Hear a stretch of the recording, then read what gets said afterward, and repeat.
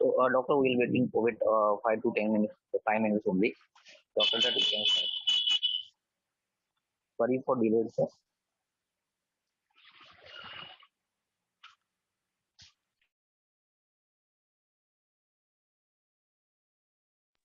Yes, begin.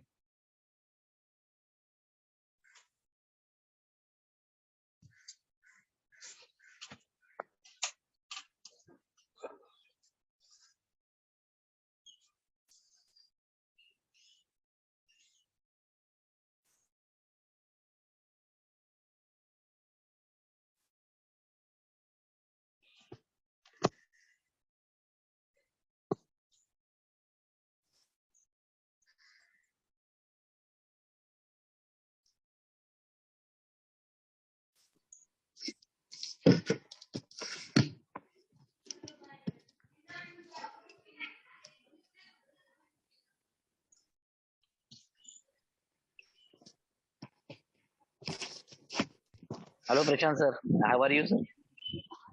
Yeah, I'm fine. Yes. Hello, Minin sir. Yes, Hi, yes. How are you, sir? fine, fine.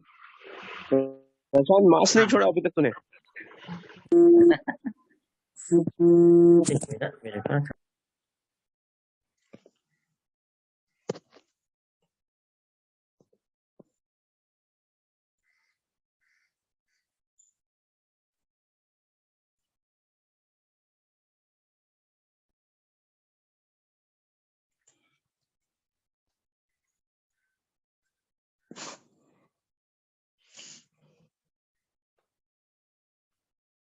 Hello, Dr. Milind. How are you?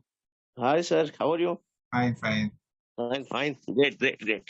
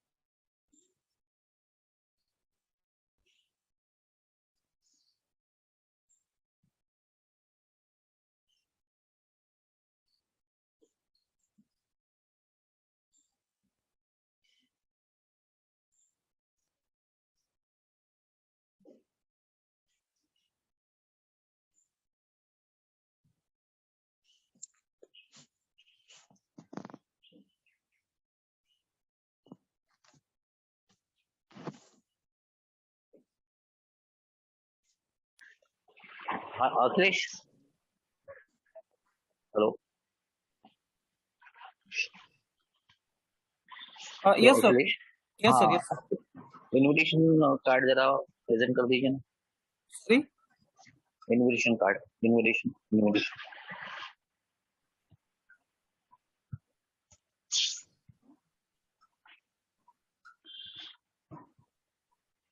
Actually, I sir send a message. Sir is busy and stuck in case. So how much time it will take here?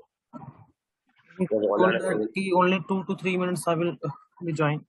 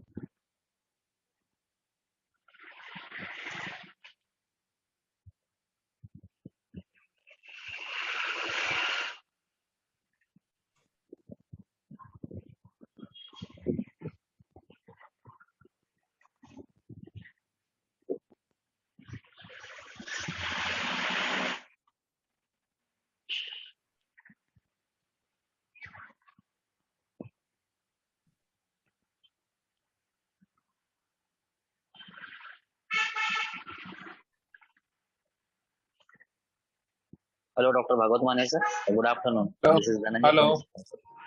Good afternoon, sir. Am I audible? Yes, yes. Yes, yes. So actually, Dr. Brajesh was very busy in a space. So it need just 2 minutes. So after that, he will join, sir. Okay, okay.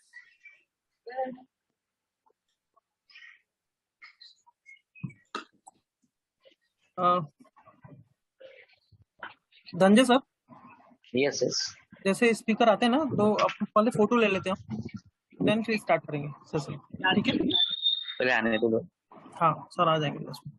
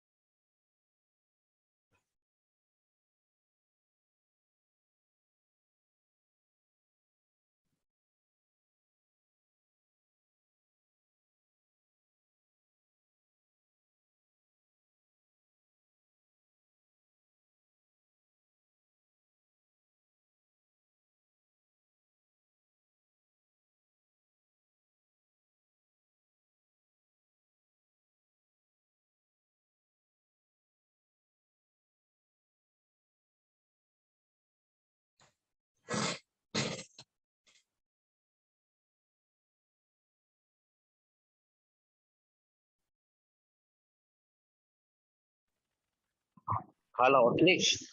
Kindly take one sir. Already it is a 15 minutes over. All we are waiting for doctor. Yes, sir. Yes, sir.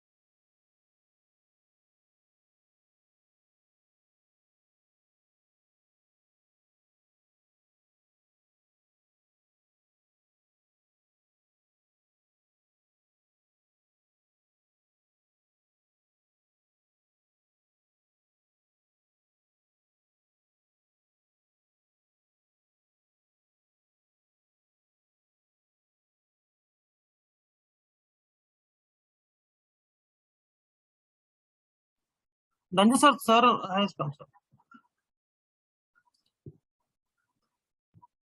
Dhanju sir.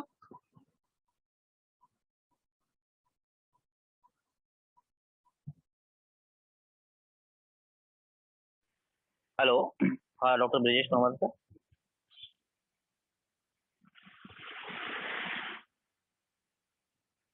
Sir, I'm audible. Yes, sir. You are audible, sir. Yes. I think.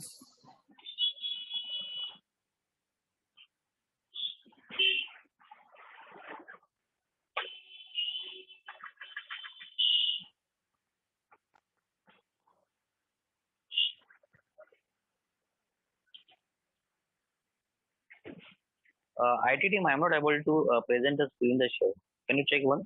Okay. Hear me?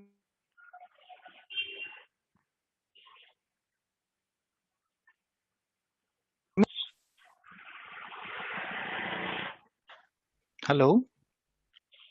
Yes, sir. You are audible now. Hello. I think. Hello.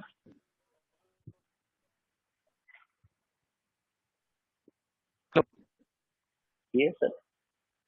Actually, there is a disturbance, sir.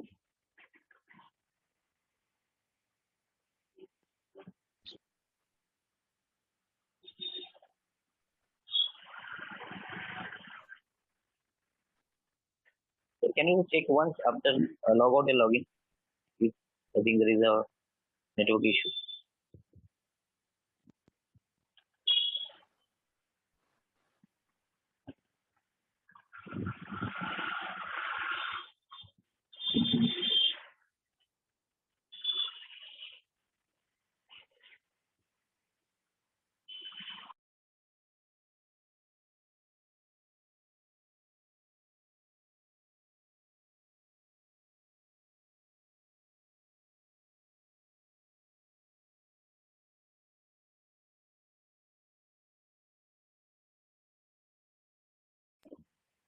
Hello, Dr. Brajesh Kunwar, sir.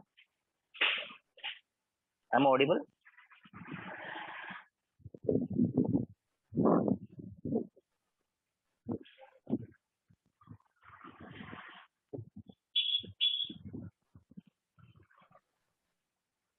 Hello. Yes, sir. Yes. Now it is perfectly audible, sir. Yes. So all panelists member already joined, sir. We're waiting for you. So who's Yes. your There was permission, sir? young Can heart we? attack patient. So I was stuck because of that 137-year-old male came with a heart attack, so I got stuck. No issue. Okay. So with your permission, sir, can we start, sir? Yes, please start. Okay, sir. So good afternoon, all doctors. Good afternoon, all doctors. Myself, Dhananjay Cholkar. I'm a regional sales manager from Hyperkalemia Team 4. Today we have very eminent and KOL Dr. Brajesh Kumar, sir, and our 8 panelists. So today the objective of this meeting is that this is an expert summit meeting, and the objective is to gain the insight on MRA placement and utilization in heart failure. Hyperkalemia, it is a really concern in a physical practice, and to create the awareness among the physician on MRA. For this, hello. Ranjan sir, please go ahead. You are audible. Yes, yes. For this, we have a very eminent speaker and moderator, Dr. Brajesh Kumar. Dr. Brajesh Kumar is MD at DM from Navi Mumbai and having more than 15 years of this community. With this, we have 8 panelists. Dr. Farah Ingre, MD physician from Indravati Hospital. Dr. Bhagwat Mane, MD physician from Udit Hospital. Dr. Nitin More, physician from the Gauri Hospital. Dr. Sanket Patil from Sushruti Hospital, Dr. Adesh Mishra from Icon Hospital, Nalasopara, Dr. Milind Devle, MD physician from Kokan Hospital, Dr. Prashant Rane, physician from the Physical Hospital, and Dr. Subhash Sanawala, MD physician from Guru Nanak Hospital. So, all these, sir, I hand over to you, sir. So today we'll discuss on the MRA and the really challenges of hypertension. So now over to you, sir.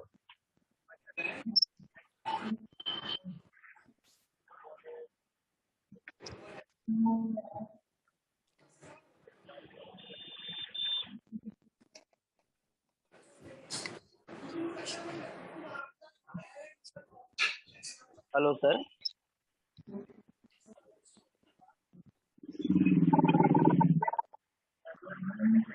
Akhilesh, I'm audible? Yes. Yes, sir, you are audible, sir. I think doctor having a network issue. Akhilesh, can you share the slide? Yes, yes.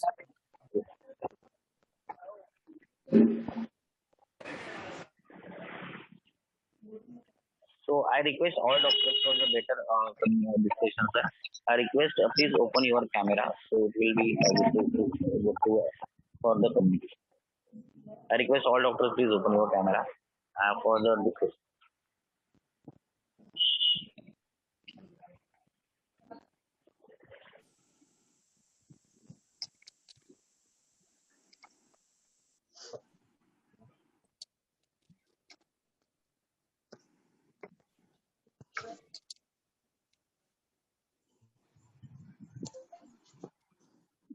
Akhilesh एक बार देख लो तो कुछ issues है network issues है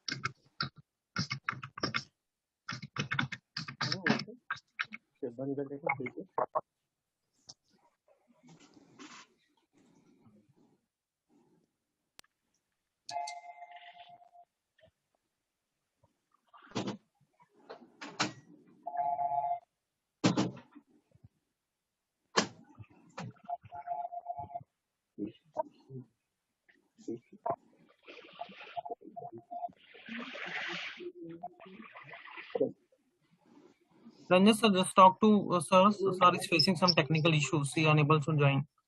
That's just one he has joined, but there is some speaker issue.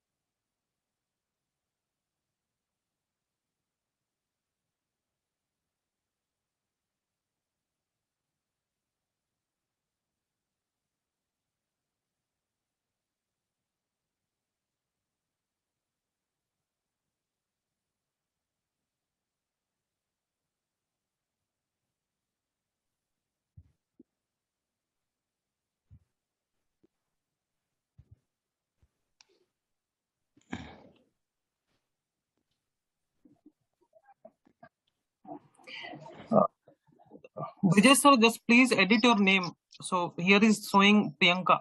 Yeah, that's because of our IT people. No issue, sir. We'll go ahead, sir. Yeah, Can we'll I go. speak? Yes. Okay, guys. Akhilesh, in behalf of sir, you can present the presentation. Sir, can I present the PPT? Yeah, or- go ahead, man. Yes. Okay, sir. It is visible? Yes, go to the full screen presentation mode. Just a minute.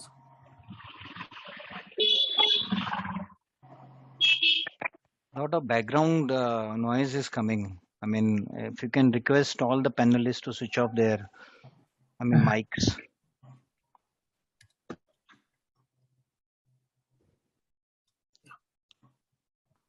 Yes, go ahead.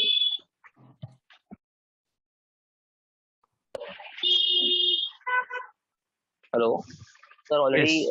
Already I given introduction, sir. So I requesting you only, sir. We'll go ahead and do a presentation. Yes, go ahead. Who is presenting? Sir, actually, hello. So you are the moderator. You are the moderator, sir. Yeah, but has somebody already read these slides? Akhilesh, Huh? go ahead. Read the slide, please. Next. Yeah, next.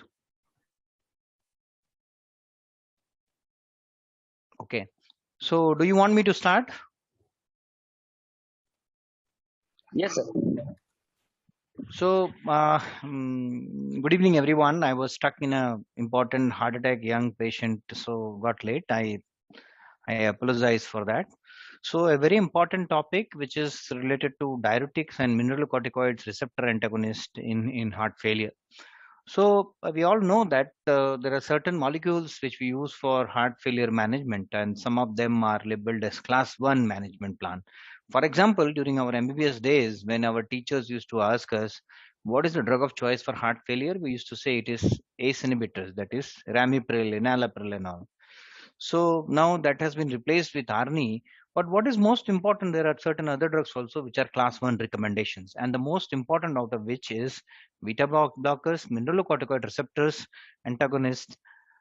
These are the two medicines which are included in a class 1 recommendation. So, we'll start with the question: what percentage of heart failure patients approach you in NYHA class 2, and how many heart failure patients are goes undiagnosed in India in the end stage, and why? So, I do see a lot of patients of heart failure who come to me, and usually my patients OPD is usually a referred one. When somebody has done, general practitioner has referred to me, and when the diagnosis of heart failure has already been made, or the patient has undergone an echo and found that the ejection fraction is less, then the patient is referred to me. Usually that is how it is.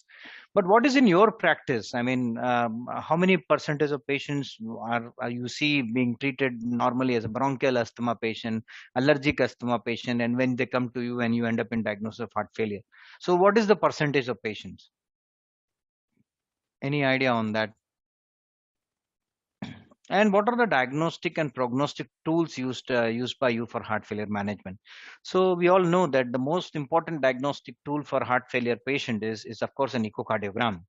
And other than that, what we use is sometimes, we also by echo, we also used to diagnose even a diastolic dysfunction. So even though if the systolic functions are normal, patients still can have a diastolic dysfunction. So that is one thing. Second thing, ECG do also help us in finding out whether the patient has got a heart failure or not. If somebody has come to you with a breathlessness, and if you find that the ECG is showing a poor R wave progression, so you can imagine that the patient may have a heart attack in the past, and there's the possibility of heart failure.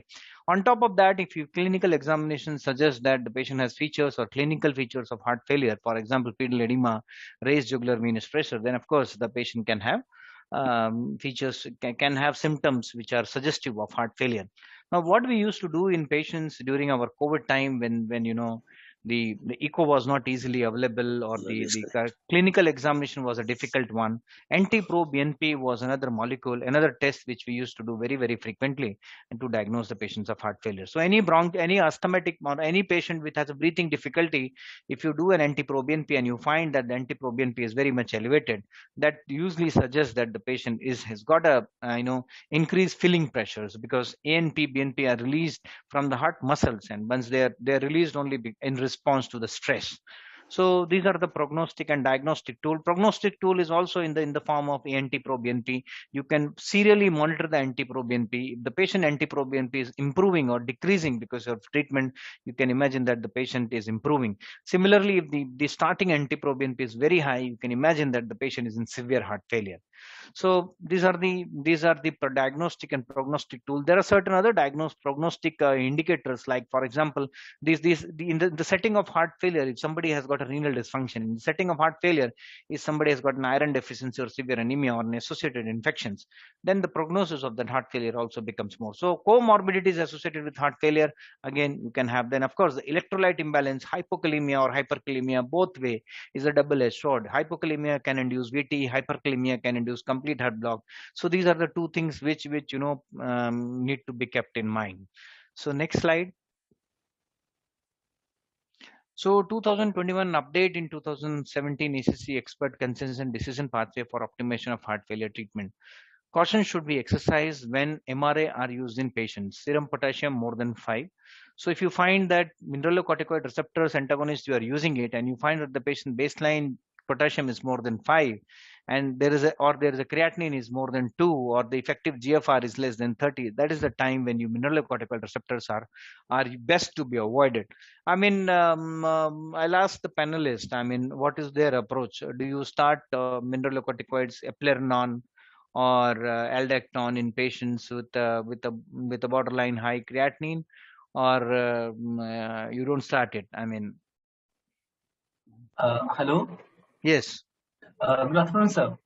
Yeah, good afternoon. So, sir, generally in diabetic patient, what we see the grade class 1, you can say vascular dysfunction, and sometimes they do complaints about this pedal edema and other factors, and even they have the comorbidity or associated comorbidity or hypertension as well. So, in a basic workup, we generally do the blood sugar level, CBC, and also estimate the electrolyte as well as the kidney function. And if such cases comes to us, generally we give the either a torsemide 10 milligram twice in a day or once in a day, depending on his blood pressure control. And sometimes if required, we do seek for like 2D echo or the ECG or the basic workup. And if required, we send it for the cardiologist opinion as well. Yeah, so what I feel is, what 2-3 things you should add in these patients are: number one, you can add an NT-proBNP if you feel that patient has got the breathlessness and a pedal edema. Number two, I will advise you to measure iron profile in all these patients. Number three is to look for the medicines which the patient. Many a time I see patients on diuretic, and the cause of pedal edema is calcium channel induced, CCB induced. Patient is on amlodipine, and edema is because of the calcium channel induced and blockers induced. So that is very good point. You brought it out. What is your plan? I mean, do you add mineralocorticoid receptors if you find that patient's creatinine is 1.5? Do you add that? Sir, in that case, generally I directly don't jump on MRAs. First, like you mentioned before, we try to evaluate and rule out other possible causes, because most common cause is amlodipine-induced pedal edema, which is non-symptomatic. And if patient is already on ACE inhibitor and he shows some symptoms of heart failure like breathlessness or cramps in the chest, then I generally add MRAs in such cases. So yeah, so first, just I wanted to share my this thing. See, if a patient stays very close to you, and you can call the patient in a week time to check his potassium and creatinine again, I can write it mineralocorticoid receptors in that. But suppose the patient has come from a faraway place where you cannot follow their creatinine, you cannot follow their potassium, and on top of that you have already started ARNI on them. Bimada start kiya hua hai. You have started, so now you are giving two medicines which can increase potassium. So in situation like that, when the patient comes to me with a borderline potassium or borderline creatinine, I'm scared of using mineralocorticoid receptors or ARNI in these patients because I'm not able to follow them up. If you can follow up them in a week time or 3-4 days time, I think these patients should get it. Next slide. So are these parameters, potassium level, creatinine, effective GFR, tested before and after initiating MRA? Yes, sir. As a baseline, generally we do estimate eGFR, creat, and serum electrolytes. And if patient is like if you put on MRAs, then generally I follow the timeline of 1 week and 4th week, and I do counsel the patient that see these are the medications has been given for so and so reasons, and where there's some chances of electrolyte like goes like whether they increase in potassium level. So I generally emphasize the follow-up meeting very strictly, and if they fail to follow timeline, generally we give the follow-up call from our clinic itself, so that at least they can do the lab test from their nearby clinic, and we can connect on teleconsultation.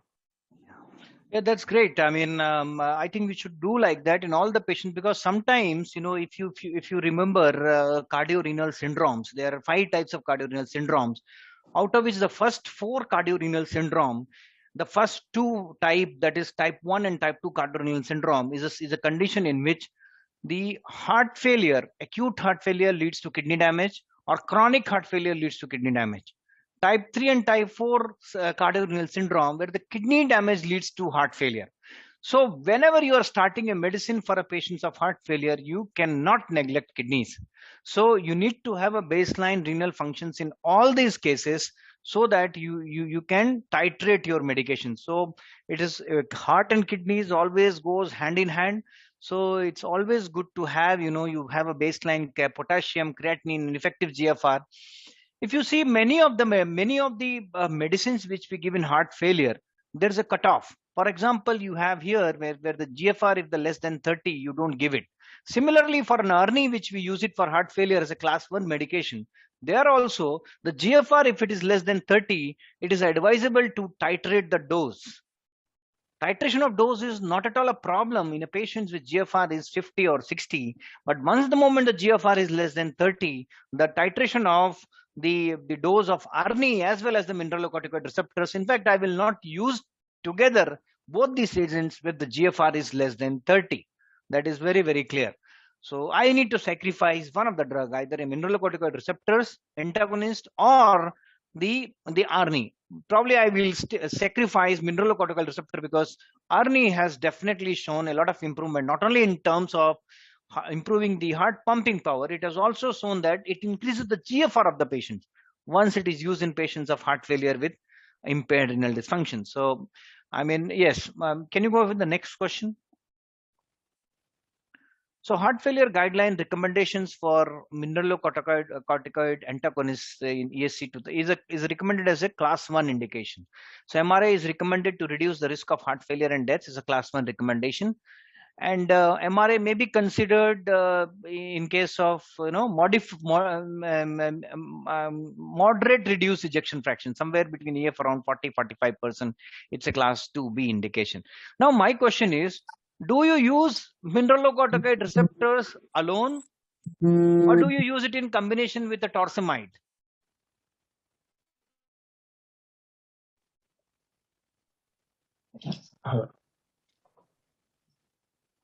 Now I'm asking the panelists, how is their uses? I mean, do you use and do you find any benefit of using them in a combined state?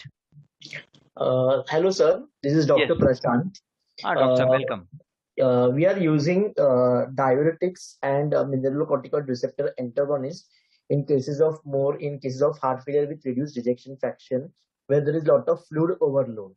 So we use cautiously, keeping in mind monitoring the creatinine, the potassium levels, and about the fluid status of the patient, and telling him to follow how much it tolerates. Basically, the idea is to decongest the patient, and it has been shown in the studies also that mineralocorticoid receptor antagonists have a mortality benefit. Mortality benefit in class 1 indication in case of heart failure with reduced ejection fraction and risk of hospitalization is also low with mineralocorticoid receptor antagonist. So definitely, I will use it, but very cautiously and wisely in such cases. Yeah, so the advantage of using a combination of a mineralocorticoid receptors with a torsemide or Lasix is number one. I think they take care of their each other's electrolyte abnormalities. For example, if you use torsemide or furosemide alone, they causes hypokalemia. Patient comes to you with hypokalemia. So once you use it combined with with eplerenone or aldactone, the hyperkalemia part get balance it out. So I think the combination works well for most of the patients of heart failure in terms of maintaining their, Potassium. electrolyte, yeah, potassium balance. So next. And even, sir, if a person is not responding adequately on just diuretics, where we can add mineralocorticoid receptor antagonist, so at least it gives some benefit Absolutely. in such resistance cases. It can help in breaking the resistance because the mechanism of action will be different. Yes, sir. But so, Okay, next slide. Okay, so as we all know that the management of heart failure with reduced ejection fraction, we have so many drugs, and all have shown the mortality benefits mainly includes ACE inhibitor or ARBs or RNI, beta blockers, MRA, and SGLT2 inhibitors. So we all know that how to manage that and what to do when there is a left bundle branch block, what to do when how to go ahead with that. So out of which all these things, if you see I mean the patient symptomatically gets benefit most of the time by giving a diuretics. right. But but only the mineralocorticoid receptor antagonists are taken as a class 1 indications. They are the one which are given class 1 indication. That means not only they work as a diuretic, they may have something else other than the diuresis function. They may have something now known as apoptosis properties, anti-fibrotic properties, anti-remodeling property. That is probably the reason why patients of heart failure, the MRA is considered as a class 1 indication. So diuretic probably, even if their diuretic functions are not much, even if they are not a potent diuretic agent, still MRA works well in heart failure because of other actions. Similarly, we have SGLT2 inhibitors where even though they cause diuresis by increasing the excretion of the glucose from the urine, so that it takes along with that it water also, but it has got other mechanism by which it acts well in patients of heart failure. So MRA, in spite of having a low diuretic property, not as compared to the furosemide or torsemide, still they are included as a class 1 drug in treatment of heart failure. I'm not going into details of how to manage heart failure. I know all of you people are doing it, managing heart failures left and right, because as the number of cases of heart attacks are growing, as the number of cases we have just come out of pandemic, you must have seen many of the patients post-COVID coming with myocarditis, coming with heart failure. So we'll all have a lot of cases to treat with heart failure, and we all will be using this class 1 indication drugs which are very commonly used. Go ahead. In what percentage of patients you use MRA for heart failure management? I think, do we need to ask this question? I think we should include this in 100% cases. Whenever you have a class 1 drug for heart failure, there is no question of avoiding it, except if the patient is in renal failure, if the potassium is very, very high, if the patient BP is very, very low, where he cannot tolerate anything, and you are just trying to resuscitate the patient, that is the time. So I will ask you, everyone in the panel, do you start mineralocorticoid receptors antagonist in ICUs, or do you want to start them in the ward or in the first follow-up in the OPD? Sir, in ICU, basically, we'll try to decongest the patient and we'll try to use maximum diuretics, Lasix, and AC inhibitors, ARBs, will be the main cornerstone. And if the BP BP is in really good control shape, then we should stop AC ARBs and we should introduce RNIs. And after that, I would like to slowly switch over. If the electrolyte is good, BP is maintained, patient is not going into renal failure, I would try to add on MRA antagonist. I Excellent. won't be in a So hurry. Yes. the new guidelines in terms of Ernie also says that you can go directly to Ernie. You don't Yes. need to start with ACE inhibitor ARB and then change it over to that. You can directly go to Arni, and there are trials where the Arnis are started even in the ICUs, Yes, sir. and they have been doing well. So only thing what I feel is in the ICU when you start, it has to be little cautious use. Not you can start with something like a 25 milligram BD and then titrate it upwards, which is 25 milligram BD is dose is not available, but you can break it into 2 and you can take it. I mean cautious use. So anything else you want to add, anyone?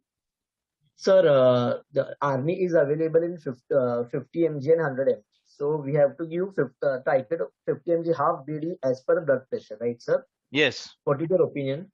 Yes, according to the blood pressure only. See, the trial which created a lot of this thing in the field of heart failure related to Arni started 50 milligram as the minimum dose. But in India, Indians are short people. They are little weak, they are emaciated. Not all, but we do have a heart failure patients who are. So I think Indians we should be little careful in starting the doses of Arni. Important is the bad name to Arni comes because too much too early. Yes. So if you give 100 milligram BD or 50 milligram BD in somebody with a borderline BP of 96, 8 and 100, the patient BP will fall down to 70. Arni is a combination of valsartan and sacubitril. Both of them causes fall in blood pressure. So too much too early gives a bad name to the Arni. And once the patient BP drops to 70, he will never agree to start that. I have seen patients coming in OPD. When I start an Arni to them, they will say, "Sir, last time ek doctor ne shuru kiya tha, BP bahut kam ho gaya tha." So that is the usual story of this. So the bad name has come because we cannot follow the Western people, European people. We have to have your own guiding dosing guidelines. Some patients, in fact, I start with 25 milligram HS, then make it 25 milligram BD, then make it 50 and 25, then make it 50 and BD. That is how it is.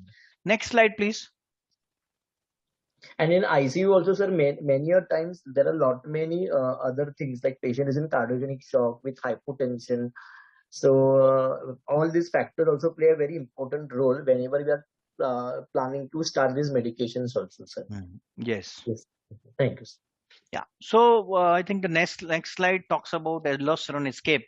See, when we were studying and there were guidelines that ACE inhibitors to be started within 24 hours of acute MI. Similarly, aldosterone should be started as early as possible in patients who are admitted even in the ICU if there are no contraindication. For example, if you see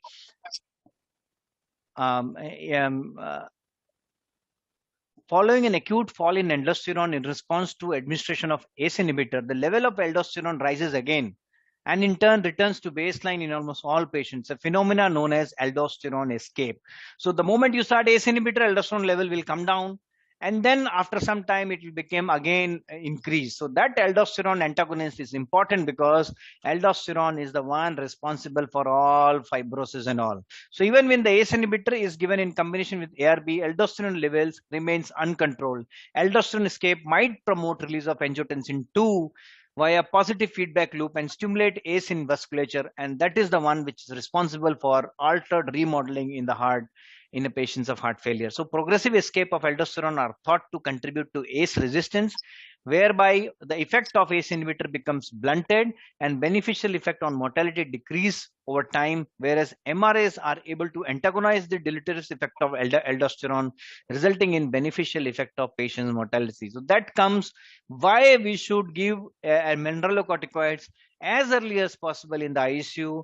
Most importantly, they do so well when we give them along with the ACE inhibitors, we give them along with the ARBs or in combination with them ARNIs. So that is the responsible because our target here is to reduce the aldosterone levels. High aldosterone level will make your ARNI or ACE inhibitor ARB non-functional. So you will have something known as virtual or ACE angiotensin converting enzyme resistance.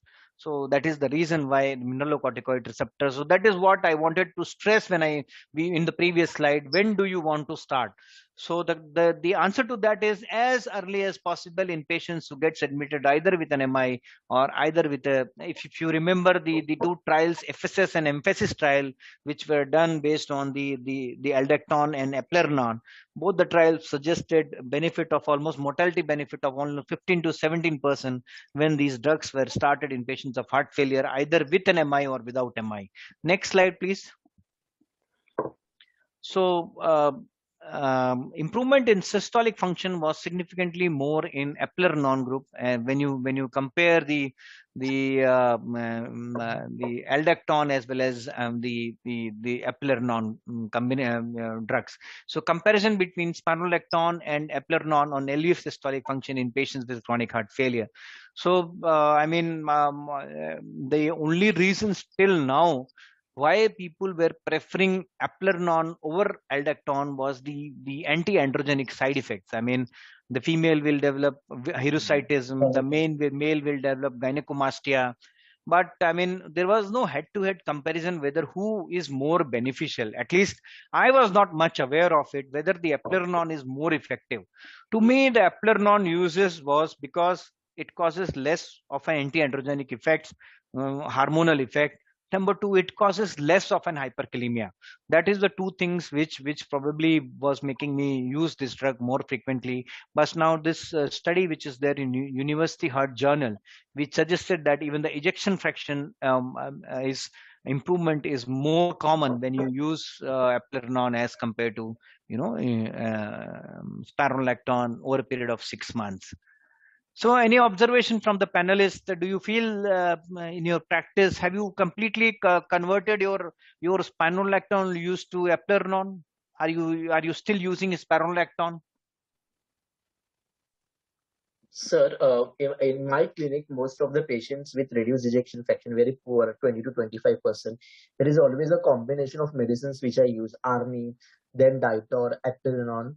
And if patient is in atrial fibrillation or with clot, then I have to add anticoagulant also. So besides this, another comorbidity is like diabetes also needs to be managed and brought into control. Other sir, what about SGLT2 inhibitors in non-diabetic and diabetic? In non-diabetic patients, do we prefer SGLT2 inhibitors? So yeah, so SGLT2. So there are a lot of trials which suggested that SGLT2 inhibitors should be kept along with ARNI on the patients, whether there is a diabetic or non-diabetic patients. But what I've realized over a period of time now we all have almost 1 minute. हाँ Anshu, hello, हाँ अंशु बोलो ना.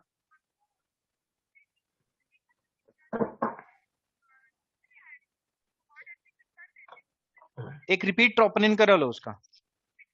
हाँ. So now what is important is, what I've realized is, if a patient is started on a ARNI, the mark improvement in the patient's clinical features, in the patient's ejection fraction, in the patient's frailty score. We call it as a frailty score. Frailty score means you ask the patient in the next, after 6 months, how is he feeling? He'll tell, I'm feeling better, I'm able to walk, my sleep is good, I'm eating well. All those things, mark improvement happens with ARNI. But we have not seen that improvement happening alone in patients who take only the SGLT2 inhibitors. So the improvement is not marked with SGLT2 inhibitors. We are going with the trials only. One thing what I realize is, once you start an SGLT2 inhibitors in patients of heart failure, you end up in reducing the dose of diuretic. So diuretic dose is reduced, but that one reason why it reduces diuretic, because it itself causes diuresis. It causes the sugars to pass through the urine. So when sugar passes through the urine, it takes away some water with it. Not to forget that dreaded urinary tract infections and urosepsis it causes in patients. So whenever you prescribe SGLT2 inhibitors, please make sure you tell your patient to wash his genitals every time after passing urine or doing sex. That is very, very important. So this is about SGLT2 inhibitors. I am using it in non-diabetic patients also in heart failure. If some trial has suggested it, if it is coming into the guidelines, we should respect.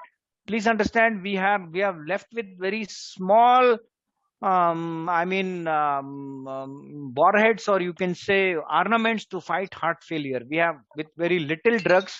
And if some drugs is helping the patient, if some drug is helping the patient, especially in heart failure, because ultimately these heart failure patients will require heart transplant, CRTD, which are very, very costly. So that is why the treatment or the medical part management of heart failure is very, very important, because we don't have much to offer these patients. We are almost losing a battle. So when the ARNI came and the SGLT2 inhibitors came, the markets that the doctors started to take this medicine in the hand, because we were left with no options. And if you ask me, even now the heart transplants happen so infrequently. If you compare with any other organ transplant, the heart transplant is probably the least. The reason being, one of the reasoning, the availability of heart, you can only a person can die and donate it. In kidneys, you have two kidneys, one you can donate it. Second thing, the timely facilities to acquire the heart, shifting the heart, the centers where heart transplant are done, and the surgeons, the skills required to do heart transplant, all these things are lacking. So that is why, I mean, I myself has felt that the SGLT2 inhibitors effect are good, but they are not as marked as the ARNI in the treatment of heart failure. Next slide, please. Combination of these two, both like ARNI plus flozins? Absolutely, I use it very, very frequently. And if you have a diabetic, you have a lavish reason to use it. And especially now with the SGLT2 inhibitors, the Indian drugs are available, less cost effective. You can definitely use it. There was a time when the cost of SGLT2 inhibitors were very high, so it was like an extra burden to the patient on the pocket. So we were not using it. But now with this coming, I am definitely combining both these. And so, which is there any difference in between the molecule, like Cana, EMPA versus DAPA plus? We also have remogliflozin with us. Remo, the problem is you have to give twice daily, isn't it? Yes, sir. The problem But is any giving molecular difference? Like, yeah, actually, I'm not. equally effective. So what I've been using is mainly the DAPA. The reason being the cost is very less, easily available. That is one reason. And but actually it's a class effect. It's not a particular agent effect. It's a class effect. So I think any SGLT2 inhibitors you can use it. So, but only thing is, if the patient creatinine is on the higher side, I usually used, I'm little careful in using the DAPA, and then probably, I leave it on to my nephrologist to take a call on that. So, but DAPA is the one which I'm preferably using the most commonly. And since DAPA is also coming in combination with metformin also, so and now in fact the SGLT2 inhibitors are coming in combination with gliptins. So that will, yeah, so that will also be a very good drug to treat, patients of diabetes, especially in heart failure. So, when do you prefer using And sir, eplerenone and spironolactone? Yeah. Any question? Yes, sir. You also said a line that we should go for titration for ARNIs. Is there any timeline, like first start with this and after so much weeks you have to up titrate? Yeah, usually 2 to 4 weeks. 2 to 4 weeks you need to up titrate it. 2 weeks is what I usually do. And then it also depends upon the blood pressure of the patient. Suppose a patient come to you with a BP of 110 and you started with a 50 milligram BD, and then after 2 weeks you again see the patient and you find the BP is 106, you will be little scared of up titrating it. But suppose you have a patient who have 170 BP and come to your clinic and you start 50 milligram BD, and next time he comes to you with a 140 by 80 BP, you can straightway make it 100 milligram BD, isn't it?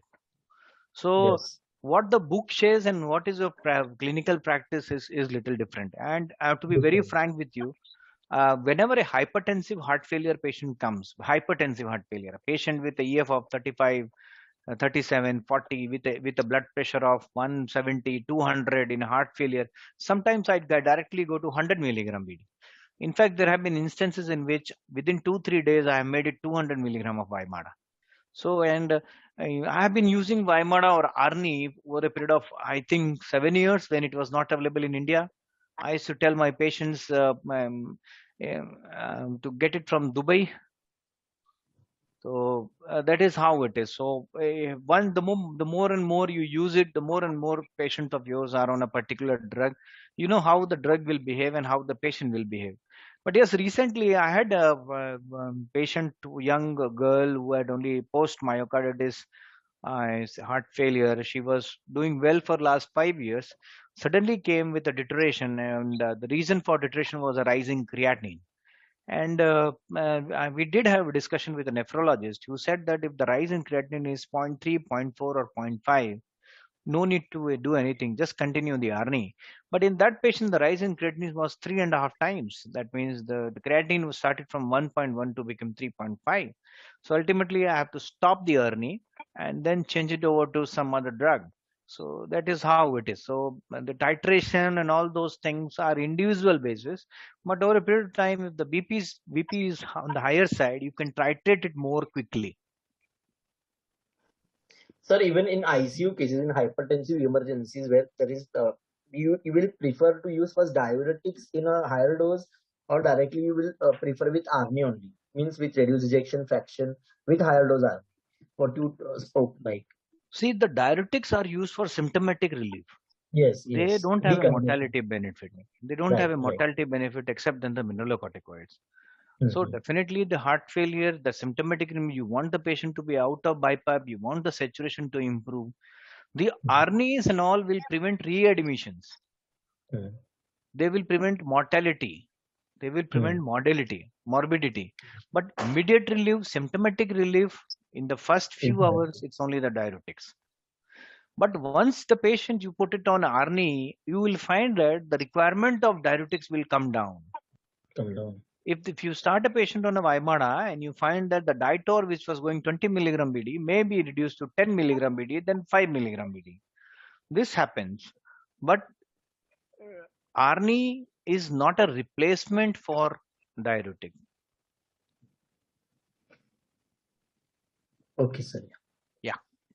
So when do you prefer using eplerenone and spironolactone? Any specific patient? Say, I do never give spironolactone to female patients. I never give it. Even if they are poor, I tell them that don't take spironolactone because they will have a menses abnormalities. They start developing mustaches. And even in young patients, I try to avoid spironolactone because I've seen people developing the ugly looking gynecomastia, then sexual dysfunction. So if the eplerenone is available and can be given, I never prescribe spironolactone. That is one thing. So what is the panel's opinion? Are you people still giving spironolactone, and what is the role in that? Do you feel it is can be replaced or with an eplerenone? We are even I'm not using, sir, spironolactone. I'm using mostly epinephrine. Yeah. So the government hospitals, CGHS people and all, still they have an spironolactone to give. That is the reason why most of our population is in the lower poor group. So they are the one who are eating it. Even in our NNMC hospital, they never give eplerenone. They give only spironolactone. Next slide, please. Mainly cost issue. Yeah, I think cost issue is another thing which is important. So spironolactone and eplerenone dose adjustment proposal. So hyperkalemia management. So baseline GFR, if it is more than 50, spironolactone dose is 25 milligram. So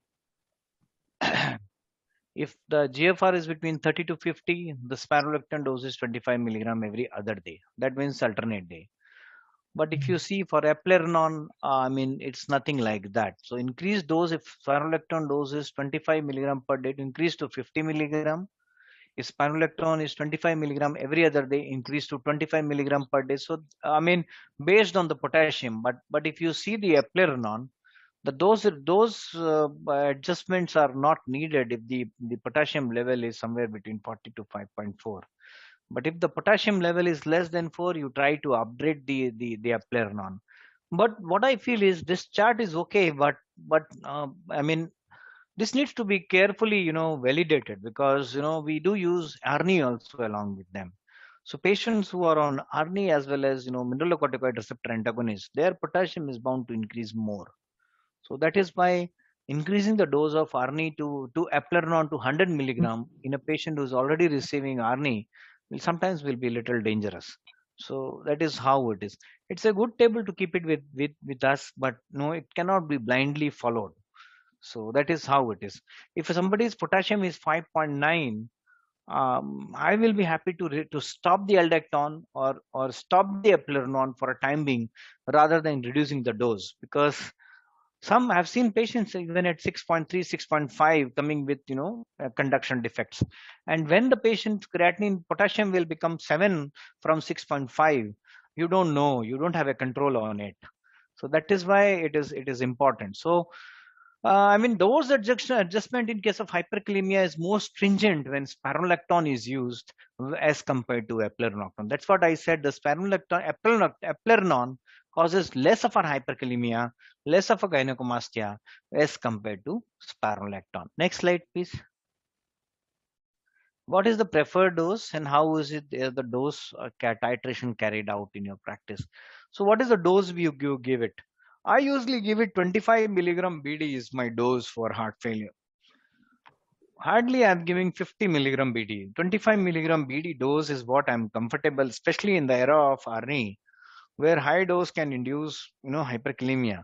What is the practice of our panelists? How much maximum dose they give it? I generally start with 25 OD. Okay. And then as a response, going to BD, 25 BD or 50 OD, and then I refer to cardiologist. Yeah, sure. So I think 25 milligram OD is the consensus. Most of us start with a 25 milligram dose only, and then only we go to 50 milligram, probably 25 milligram BD. So I think you will not find people who start directly with 50 milligram BD. I don't think so. And is the dose of 50 milligram or 100 milligram is available in the market? I don't think 100 milligram eplerenone is available in the market. Next slide, please.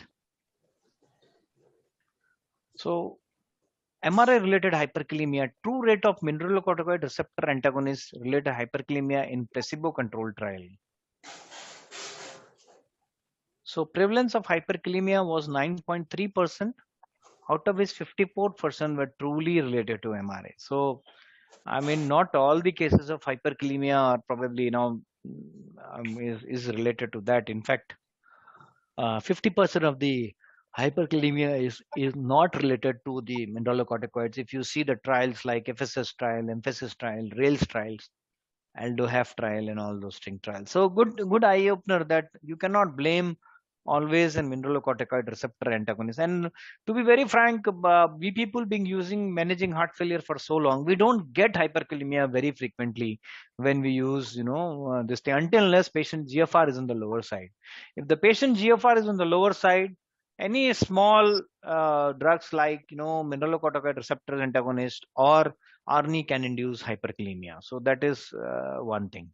But in a normal patient, GFR patient with a normal creatinine, we hardly see hyperkalemia happening with probably the reason being we are very careful with the doses. Next slide, please. What percentage of heart failure on MRA develop hyperkalemia and do they require discontinuation of treatment? As I said, I think I've already answered this question. If the patient GFR is normal, if the patient's creatinine is normal, I don't see hyperkalemia happening. Maybe the reason is the doses which I have gone maximum is 25 milligram BD. I like to ask the panelists, do they see hyperkalemia in a patient with a normal renal function when they are giving an MRA? No. So I think it's a relatively safe drug. But is this the situation the same with when we were using spironolactone? Spironolactone, maybe chances are there that we can get hyperkalemia in patients with normal creatinine also. So that's what hyperkalemia was more common when spironolactone was used. Especially when we combine with ACE inhibitor, ERB, and spironolactone, I think there are more chances of hyperkalemia. Absolutely right. That is what I wanted to say, and I think the message is very, very clear. Is this the reason why we all have decreased using our spironolactone for heart failure? decrease using spironolactone and using eplerenone combination of the torsemide, so that the combination itself will not cause hyperkalemia. Absolutely. I mean, yes, absolutely correct. I feel that is the message from the today's meeting, that the eplerenone, even though the cost effectiveness, probably over a period of time, the companies will bring down the cost. We need to tell the company people that this is a class 1 indication for heart failure. Class 1 indication drugs for heart failure should not have high cost. Basic food required for living should not have high cost. Similarly, basic medicines required for heart failure management should not have high cost. The same thing applies for ARNI, ACE inhibitor, ARB, and other things. So, if hyperkalemia, first of all, our answer, we unanimously say that no, we don't get hyperkalemia in patients who we use eplerenone. We do get it in aldactone. And even if it happens, how do we manage this patient? First of all, what we do, based on the level of hyperkalemia, we manage it. If the hyperkalemia is somewhere between 5.5 to 6, we just stop it. That's all.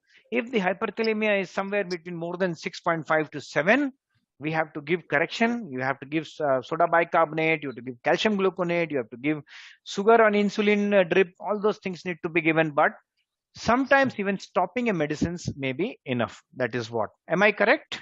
Yes. Yeah. So we can go to the next slide. So the timing of eplerenone initiation and outcome in patients with heart failure after acute myocardial infarction complicated by left ventricular systolic dysfunction. Insights from FSS trial. So this FSS trial was done in MI patients where eplerenone was started. The conclusion was an earlier eplerenone administration 3 to 7 days post MI improved outcome in patients with left ventricular systolic dysfunction heart failure. This benefit was not absorbed when initiated later than 7 days.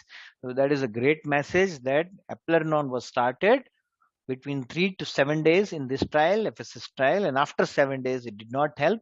Probably the remodeling and all those things happens quite early in patients of acute MI. That is why it is more beneficial.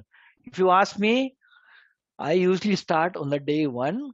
The moment I have in my hand the reports of potassium and creatinine, and I know that there is some form of LV dysfunction, I do start them in the day 1 itself, probably within 6 hours after receiving the reports. Is it the same with all of us? Yes, sir. Same, sir. Creatinine and potassium has to be checked. But what about hemodynamic stability? That should be not. Are we worried about any hemodynamic instability?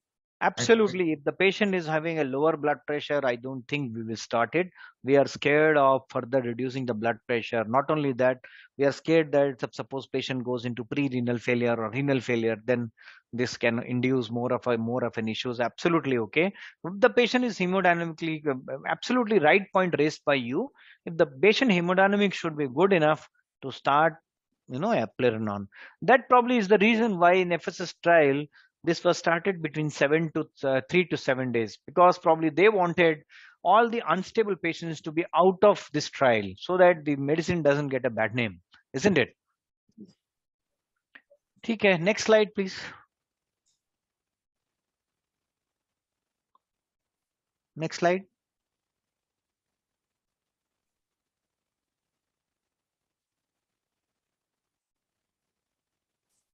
Next slide. Hello, Akhilesh. Hello, Akhilesh.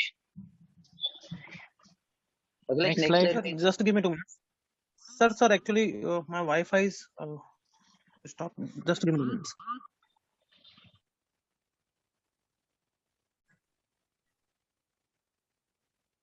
So just 1 minute, sir.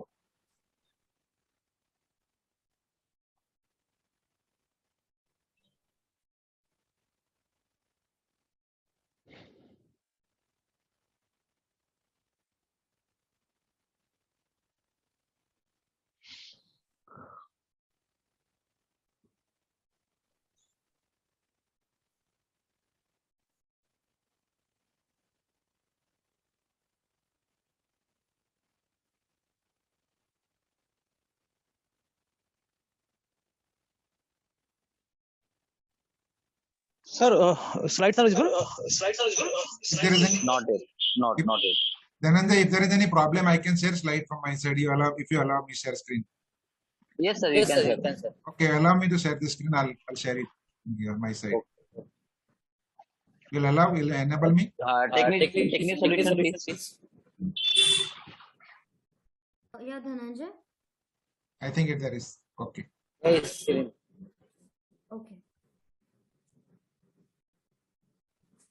So now visible? Yes.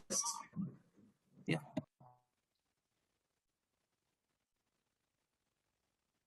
Yes, sir. Now slide is visible, sir.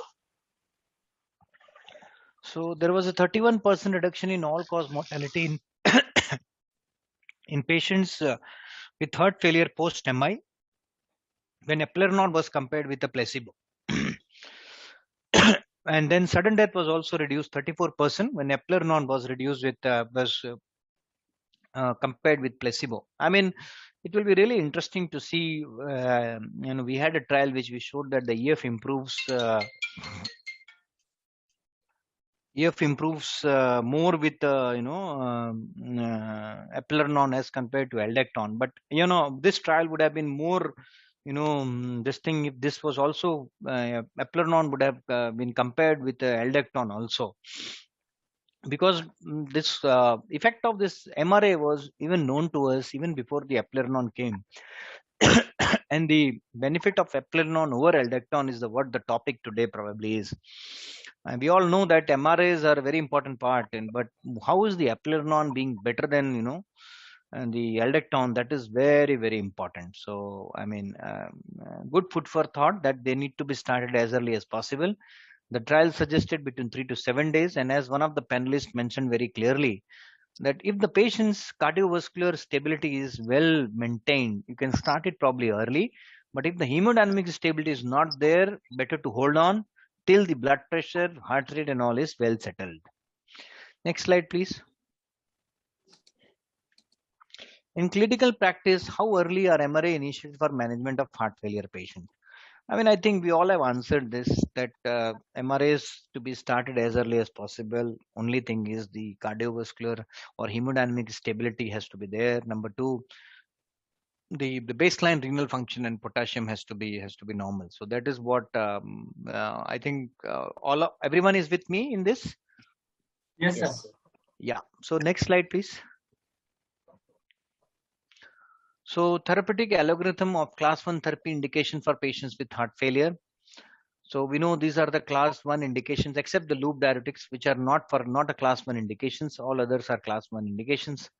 So I think most of us are doing it, and the intervention part, CRTD and all, we know that what it is. So sometimes the patient will have a mix of systolic as well as diastolic dysfunction. Then we need to cross these boundaries and we need to start medicines based on our individual clinical findings rather than going into the data. So that is how it is. So the scenario has changed with the more and more occurrence of diastolic dysfunction happening frequently in patients.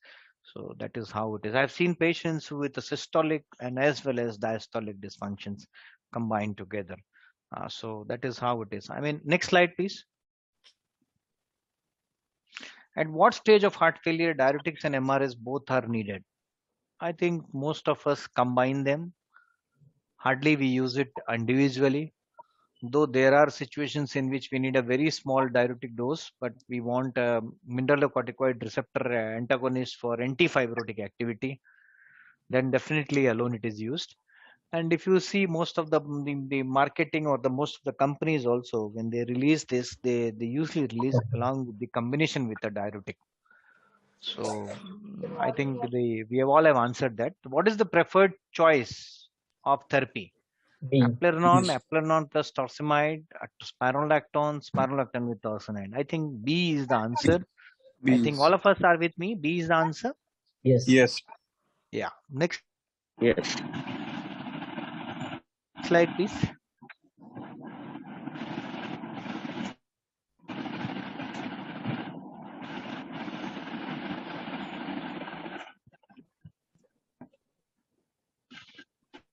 So this is the last slide for all members.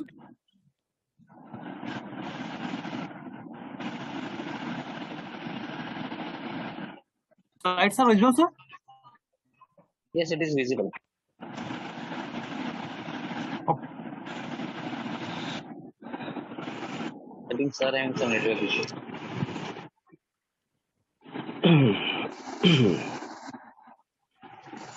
So apart from the heart failure, MRS can be used in various. We have been using for resistant hypertension, Cohen syndrome, cirrhosis of liver, ascites.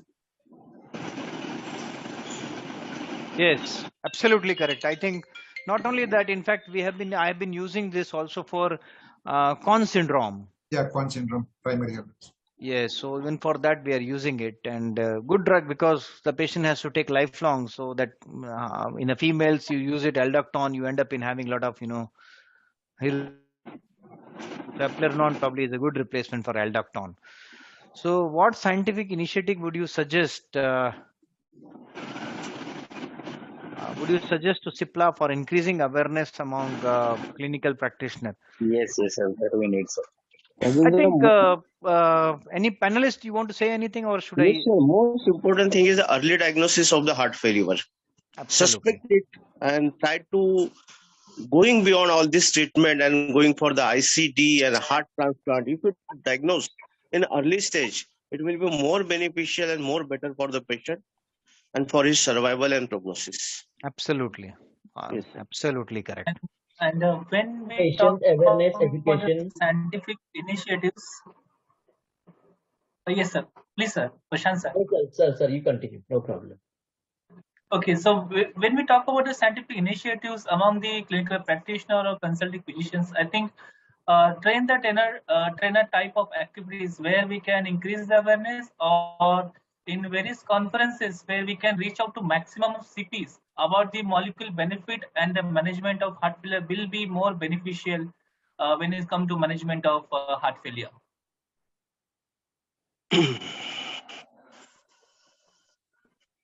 I think as the corona is going down, and probably again some cases have been seeing more of a physical meetings will help, in a better way rather than virtual meetings.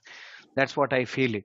The physical meeting, we can interact with each other, we can share our experiences more frequently and more easily and more effectively. That is what I feel. So that is what I think a scientific initiative CIPLA can do more, can arrange more physical meets rather than virtual meets. Sure, sir. And Sure, sir. is the panelist agreeing with me? Yes, Isn't sir. it? Absolutely. Yes. Yeah, Definitely. virtual meet. The problem is, see, I got stuck today with a case. If it was a physical meet, I would have left the hospital and reached you. Isn't it? True, sir. So, True, and true, then if you see each other's expression, if you see each other's, if you're there with each other, we tend to discuss more rather than sitting in front of computer, isn't it? Yeah. True, sir. Absolutely. So, sir, thank you very much for all panelists and moderators, Dr. Kunwar, sir. So, with all your permission, sir, it is a very nice presentation and very good insight on that HF management. So, Sitla, on behalf of Sitla, sir, I really thanks, and whatever you suggested that key physical meetings and the awareness for this molecule in the conferences, definitely will take this the point as a pharmaceutical company, and we want to spread more awareness on the heart failure. Thank you very much, sir. Thank you. Sir, with all your permission, sir, please can you stop the presentation? Yes, sir. I'm requesting to all the panelists, please on your camera so that we can take a screenshot of this session. Yes, sir. Actually, I request all our 5 panelists, members, and the moderators, sir. Please open your camera so we can take the open good photographs. Okay. हाँ sir. आपका presentation बंद करो. Presentation बंद करो.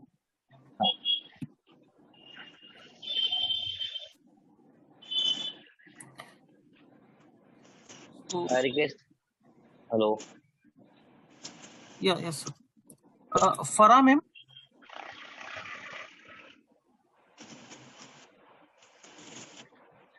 Nitin Modi sir and Farah ma'am, we are waiting for you. I think so all are open their cameras. Okay, sir, no problem. I think she is traveling.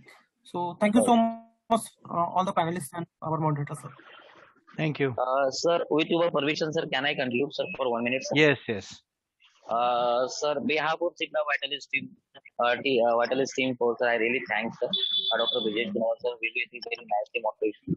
I equally thanks all our 8 panelists, Dr. Prashant Rane sir, Dr. Subhash Sonawala sir, Dr. Adesh Mishra sir, Dr. Nilin Devle sir, Dr. Sankat Patel sir, Dr. Nitin Gore sir, and Dr. Farah Indona. I really thanks on come on one platform in the afternoon. And be safe, stay healthy, sir. The COVID patient is little bit increased, sir. So be safe and stay healthy, sir. Thank you very much, sir. Thank you. Yeah, thank you. Bye. Bye. Bye.